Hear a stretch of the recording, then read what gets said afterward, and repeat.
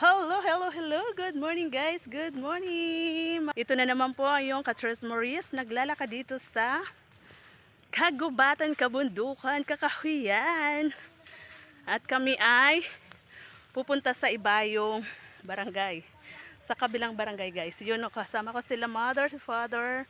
May dala kaming pababa yung tawag dyan. Balsa sa iba. Ayan, tatawid kami dito sa Sapa or ilog. So ayan, may kasama kaming Junakis. Ayan sila sa pababa. Ayan. So ayan guys, kasi kung maglalakad kami, hindi namin kaya kargahin yung bata. Parang may isda guys. Wow, ang ganda na. Buti hindi baha. So ayan po, yung mga Junakis na kasama namin. Ayan, ayan. Ang ganda ng tubig oh. Yan. Ang bigat. Ang bigat daw, sabi. Mudrakels.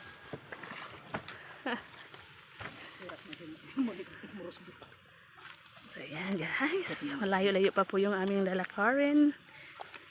Nasa 1.5 kilometro pa.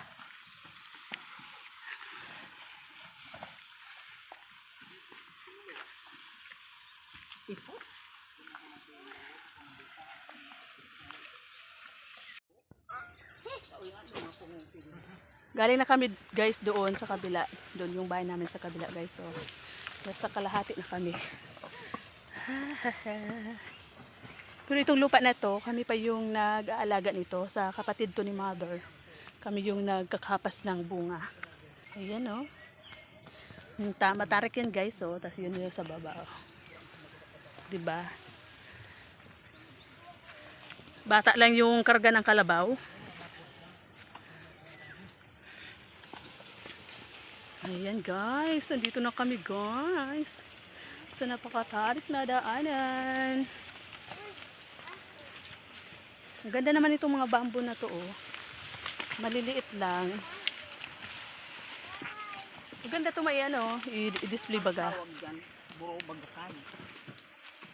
Yan. Yan guys, oh, sa iba tinatanim talaga to, ginagawang pasyalan. Kasi yung ilalim malinis. Hindi tinutubuan ng mga damo. Diba? Hey.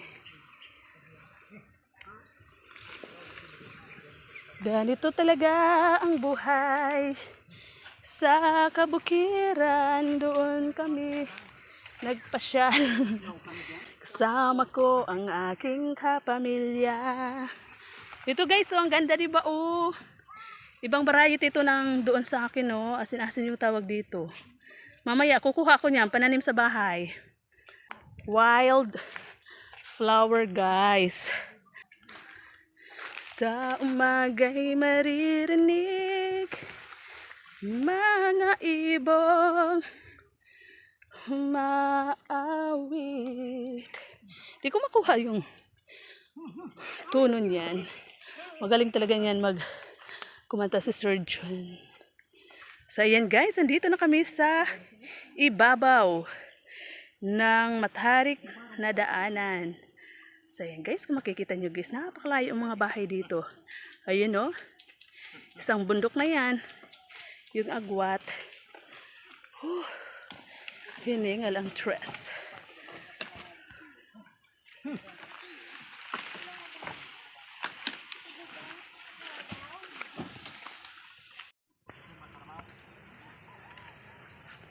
Ayan guys, medyo pumapatak na yung ulan. Sana wag naman sang lumakas kasi may kasama kami mga Buna kids. Ayan. So ayan guys, makikita nyo dito guys, ang dami na namang mga tanim na kamuting kahoy. So ayan, ito yung dinaanan namin noon. Yung pangalawang vlog ko ata yun. Dito kami dumaan ni mother. Dito punong-puno yan dati ng kamuting kahoy. Ngayon, nilipat na dyan sa kabila. Yan o. Ang dami. Ang daming puno ng pili dito guys.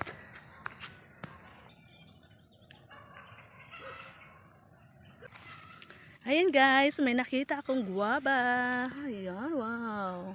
Ang lit-lit lang ng puno, pero ang punong-puno ng bunga. Ayan guys, oh. manalaglag na nga. Na over sa hinog na. Kunin natin. Ayan, salamat. Salamat sa puno. Alam nyo na ako ay dadaan dito. Ayan. Nakuha tayo ng bayabas. Ayun na sila oh. Ang layo na nila. Iniwan na nila ako. Ang bagal kasi ni Tres maglakad.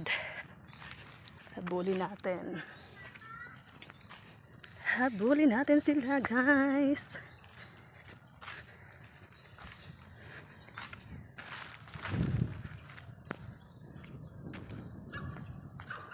May aso. Ang ganda ng bahay oh.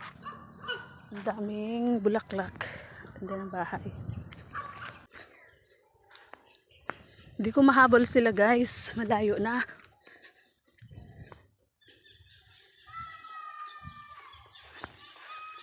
Wow, ang ganda ng mga tanim. Ang daming sitaw. Ayan guys, oh. Ayan, oh. Maraming silang tanim na sitaw dito. Ayan sa kabila, oh, matatanda na. Pero madaming bunga. Tapos, meron pa silang pasunod na tinanim.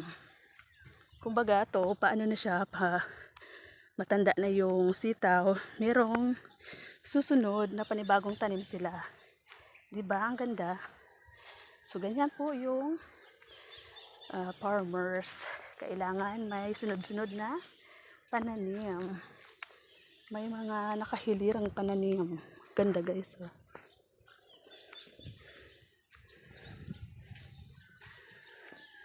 Yan, malapit na kami doon sa lupa nila tita. So, andyan. Dadaan muna kami sa bahay nila tita. Ganda nitong bulaklak guys. So, wow. Gumamela. Gumamela ba yun? Uy. Putik oh. Maano yung pa ako. Makapal na yung putik sa basa kasi yung lupa. Kaya kumapit sa aking tsinelas yung mga putik.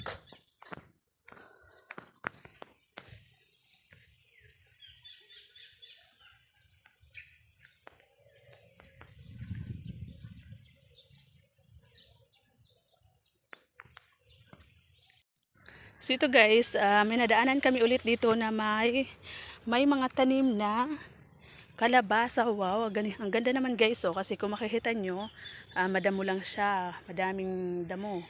Pero, may mga tanim siya sa gitna ng kalabasa. Ang ganda, di ba? So, ano lang, nilinisan lang nila yung pagtataniman ng kalabasa. So, ganyan yung sekreto kasi para pag gumapang yung mga kalabasa guys, dyan nasa damuhan na yan. So, malinis yung bunga.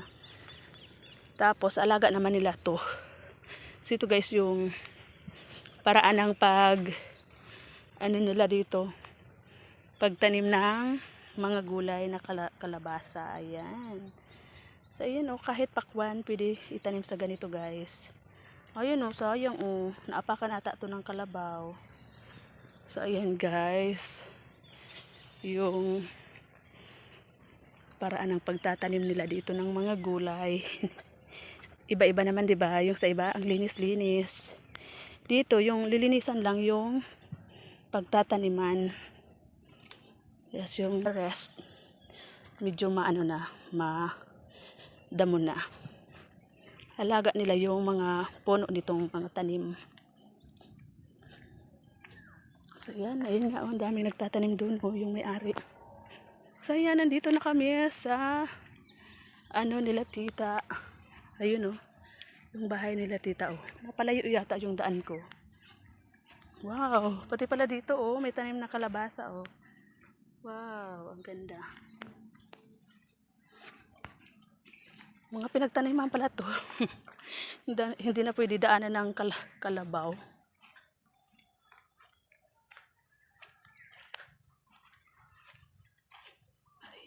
Ayan guys, ito na yung bahay nila tita. Ito yung bahay na yan. Yung bahay na yan guys, yan yung iniwan sa akin noon na pumunta sila ng Maynila. Iniwan yan sa akin na bahay. Pinaayos nila. Dati, ano pa lang yan. Parang barong-barong ngayon. Ang ganda na ng bahay. Pinaayos na nila tita. Ganda dito guys ng mga tanim na niyog oh. Mabababa lang. Pero lahat na namumunga. Dito yun yung may mga tanim na coconut dwarfs. Dito yun guys, doon sa dulo oh. Yan dyan sa dulo na yan.